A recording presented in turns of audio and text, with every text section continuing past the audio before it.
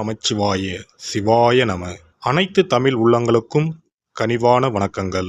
நாம் தற்போது 2025ஆம் ஆண்டின் இறுதியை நெருங்கிக் கொண்டிருக்கிறோம்.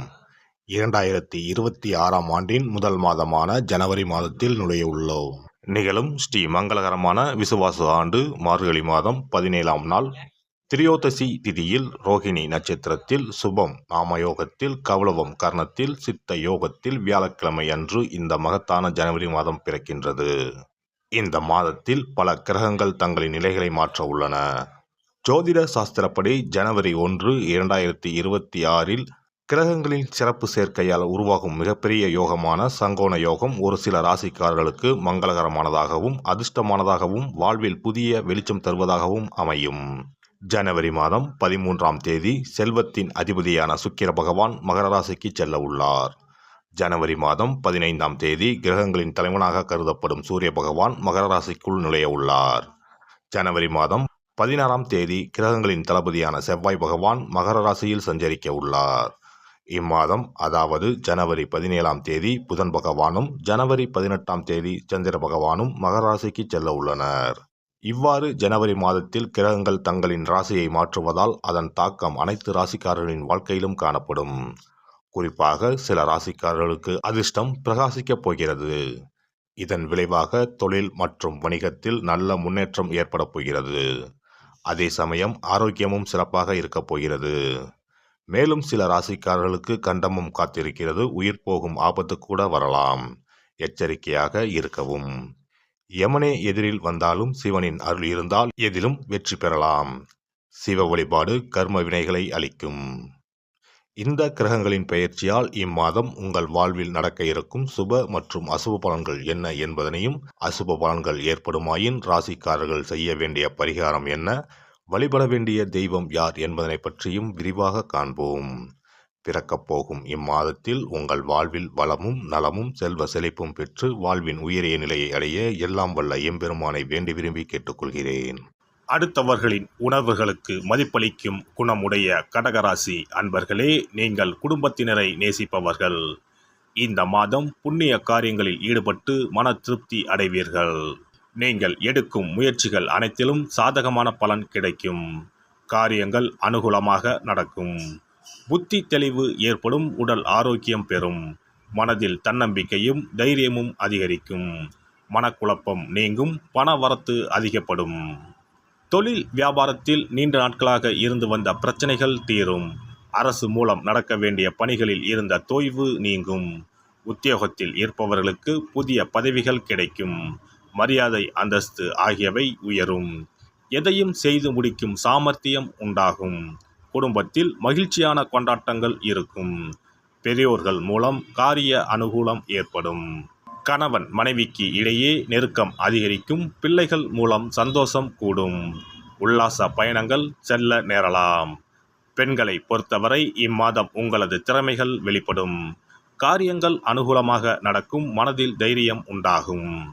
கலைத்துறையினருக்கு புதிய ஒப்பந்தங்கள் கிடைக்கப்பெறும். சிரமங்கள் குறையும். வேலைப்பளு குறைந்து காணப்படுவீர்கள். வீட்டை விட்டு வெளியில் தங்க நேரலாம். திடீர் செலவுகள் உண்டாகும். அரசியல் துறையினருக்கு எல்லா காரியங்களும் அனுகூலமாக நடக்கும். மனக்கவலை நீங்கி நிம்மதி உண்டாகும். உங்கள் வாழ்வில் முன்னேற்றம் காண முழு மூச்சுடன் செயல்படுவீர்கள். பொருள் வரத்து அதிகரிக்கும். வாகனம் பூமி மூலம் லாபம் கிடைக்கும். மாணவர்களை பொறுத்தவரை மனதில் இருந்த வீண் பயம் அகலும். கல்வியில் வெற்றி பெற பாடுபடுவீர்கள். நட்சத்திர பலன்கள் புனர்பூசம் 4ஆம் பாதம்.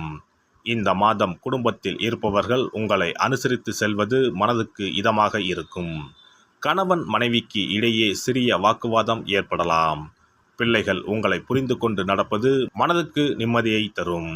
பூசம் நட்சத்திரம். இந்த மாதம் சாமர்த்தியமான பேச்சின் மூலம் காரிய வெற்றி உண்டாகும். அடுத்தவரை நம்பி பொறுப்புகளை ஒப்படைப்பதில் கவனம் தேவை. மாணவர்களுக்கு கல்வியில் இருந்த போட்டிகள் விலகும். பாடங்களை படிப்பதில் இருந்த இடையூறுகள் நீங்கும். ஆயுள்யம் நட்சத்திரம். இந்த மாதம் துன்பம் வருவது போல் இருக்குமே தவிர ஆனால் வராது. மனதில் ஏதேனும் கவலை பயம் அவ்வப்போது ஏற்படும். உங்களது பேச்சே உங்களுக்கு எதிர்ப்பை உண்டாக்கலாம். யோசித்து பேசுவது நல்லது. ஆன்மீக எண்ணம் அதிகரிக்கும். அருகில் இருக்கும் அம்மன் ஆலயத்திற்கு சென்று நெய் தீபம் ஏற்றி வணங்கி வர குடும்பத்தில் மகிழ்ச்சி நிலவும். நீண்ட நாட்களாக இருந்து வந்த பிரச்சனைகள் தீரும். சிறப்பு தொகுப்பு. கண் திருஷ்டிகள் அகன்று தடைப்பட்டு கொண்டிருக்கும் காரியங்கள் நிறைவேற செய்ய வேண்டிய பரிகாரம் என்ன என்பதனை பற்றி காண்போம். வாழ்க்கையில் நல்ல நிலையில் இருந்தவர்கள் கூட திடீரென்று பொருளாதாரம் இழந்து மன கஷ்டங்களுடன் வாழும் நிலை ஏற்படும். இந்த நிலை எதனால் ஏற்பட்டது என்று ஆராய்ந்து பார்த்தால் பெரும்பாலும் அவர்களின் மீதான கண் திருஷ்டிதான் காரணமாக இருக்கும். கல்லடி பட்டாலும் கண்ணடி படக்கூடாது என்று சொல்வார்கள் அல்லவா, அது உண்மைதான். இது போன்ற பிறரின் பொறாமை கொண்ட கண் திருஷ்டியினால் பலரின் வாழ்க்கை சிரமத்திற்கு ஆளாக நேரிடும். இது போன்ற கண் திருஷ்டிகளிலிருந்து எப்படி தப்பிப்பது? இருக்கவே இருக்கிறது எளிதாக கிடைக்கும் ஊமத்தஞ்செடி. தெய்வ சக்தி நிறைந்த செடியாக கருதப்படும் ஊமத்தஞ்செடியின் காய், பூ, இலைகள் என அனைத்தும் தீய சக்திகள் விரட்ட பரிகாரத்துக்கு பயன்படுகிறது. பொதுவாக ஊமத்தம் காய்க்கு கெடுதலை அகற்றக்கூடிய சக்தி உண்டு. நம் வீட்டில் உள்ள எதிர்மறை சக்தியை அகற்றுவதற்கு ஊமத்தங்காய் தீபம் சிறந்த பரிகாரமாகிறது. தெய்வீக மகத்துவம் நிறைந்த ஊமத்தங்காய் மற்றும் பூவையும் எடுத்துக்கொள்ளுங்கள். வீட்டுக்கு அருகில் இல்லை என்றால் நாட்டு மருந்து கடைகளில் கிடைக்கும். இந்த 2 பொருட்களையும் மஞ்சள் தண்ணீரை கொண்டு நன்றாக கழுவி விடுங்கள். சிறிது நேரம் அவற்றிலுள்ள ஈரம் போக ஆறவிட்டு பிறகு அவற்றை ஒரு மஞ்சள் துணியில் குலதெய்வத்தை வேண்டி ₹1 நாணயத்தோடு சேர்த்து முடிந்து வீட்டின் நிலைப்படியில் கட்டி தொங்க விடுங்கள். இந்த முடிச்சை வெள்ளிக்கிழமை அல்லது ஞாயிற்றுக்கிழமைகளில் தயார் செய்து வாசல் படியில் கட்டுவது சிறப்பு. தினமும் வீட்டில் தீபம் ஏற்றி காண்பிக்கும் போது இந்த முடிச்சுக்கும் காண்பிக்கவும். இதேபோல் ஊமத்தம் இலைகள் கிடைத்தால் அந்த இலைகளை சுத்தமான மஞ்சள் தண்ணீரில் கழுவிவிட்டு அவற்றை கொண்டு வீட்டில் இருக்கும் விநாயகருக்கு திங்கள் கிழமைகளில் தொடர்ந்து அர்ச்சனை செய்து வர வேண்டும். ஊமத்தம் பூவையும் விநாயகருக்கு சூட்டலாம். 3 வாரங்கள் தொடர்ந்து திங்கள் கிழமைகளில் விநாயகருக்கு ஊமத்தை இலையால் அர்ச்சனை செய்து ஊமத்தம் பூவை சூட்டி வழிபட்டால் வீட்டில் உள்ள கெட்ட சக்தி நடமாட்டம் மற்றும் கண் திருஷ்டிகள் தீரும். ஊமத்தம் செடியும் சிவபெருமானுக்கு உகந்த இலை ஆகும்.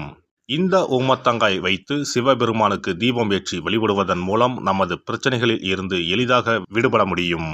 முதலில் 2 ஊமத்தங்காய்களை எடுத்துக்கொள்ள வேண்டும்.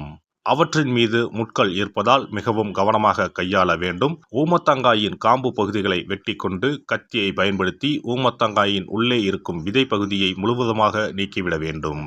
பின்னர் 2 அகல் விளக்குகள் மற்றும் விளக்கு வைப்பதற்கான 2 தட்டுகளை எடுத்து சுத்தம் செய்து அவற்றிற்கு மஞ்சள் குங்குமம் போட்டு வைத்துக் கொள்ள வேண்டும். பின்னர் 2 தட்டின் மீதும் ஒவ்வொரு அகல் விளக்கை வைத்துக் கொள்ள வேண்டும். அதன் பிறகு எப்போதும் பூஜை செய்வதற்கு வைப்பது போன்ற வெத்தலைப்பாக்கு, பழம் போன்றவற்றை வைத்துவிட்டு 2 விளக்குகளையும் ஏற்றி சிவபெருமானை மனதார வேண்டிக் கொள்ள வேண்டும். எனக்கு இருக்கும் பிரச்சனைகள் அனைத்தும் தீர்ந்து இன்பமான வாழ்க்கை கிடைக்க வேண்டும் என வேண்டிக் கொள்ள வேண்டும். இந்த பூஜையை வெள்ளிக்கிழமை அன்று தொடங்கினால் தொடர்ந்து 9 வெள்ளிக்கிழமைகள் செய்ய வேண்டும். ஊமத்தங்காயின் மீது எவ்வாறு முட்கள் இருக்கிறதோ அதுபோல நமது வாழ்க்கையில் இருக்கும் முட்கள் போன்ற பிரச்சனைகளை அவை தீர்த்து வைக்கின்றன. இந்த பூஜையை நாம் தொடர்ந்து செய்து வருவதால் நம் மீது இருக்கும் கண் திருஷ்டிகள் அகன்றுவிடும். தீராத துயரங்கள் தீர்ந்துவிடும். பணம், நகை நம்மிடம் பெருகி வரும். சிலருக்கு கையில் சுத்தமாக பணம் இருக்காது. வறுமை தாண்டவமாடும். கடன் தொல்லையால் கஷ்டப்படுவார்கள். பண பிரச்சனையில் சிக்கி கொண்டிருப்பவர்கள் இந்த தீபத்தை ஏற்றினால் 3 வாரங்களில் நல்ல பலனை பெற முடியும். தொழிலில் நல்ல முன்னேற்றம் இருக்கும். கடன் பிரச்சனைகள் தீரும். உறவினர்களிடையே பகைமை இருந்தால் அவையும் மறைந்துவிடும். நோய்வாய் உள்ளவர்கள் இந்த தீபத்தை ஏற்றுவதன் மூலம் நல்ல பலனை பெற முடியும்.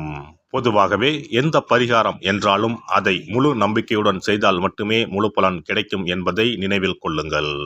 எல்லாம் வல்ல இறையருளால் நீங்களும் உங்கள் அன்பு குடும்பமும் உடல் நலம், நீலாயுள், நிறை செல்வம், உயர் புகழ், மெய்ஞானம் ஓங்கி வாழ்க வளமுடன்.